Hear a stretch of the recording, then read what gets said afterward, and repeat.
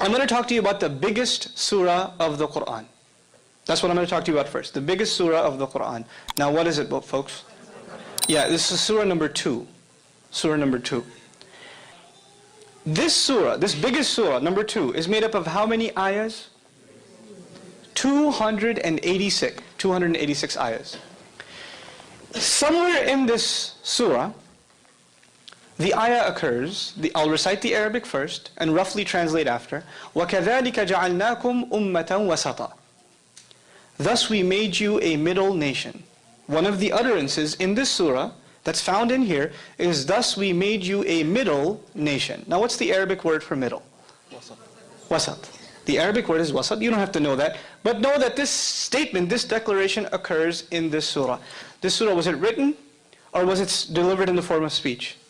Speech. And also, as a historical comment, it wasn't delivered at once. It took almost 10 years to be revealed. So this one surah was coming piecemeal.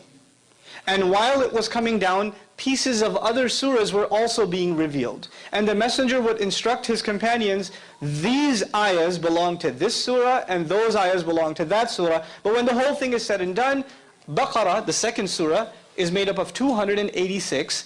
And in ayah number, listen to this carefully now, in ayah number 143,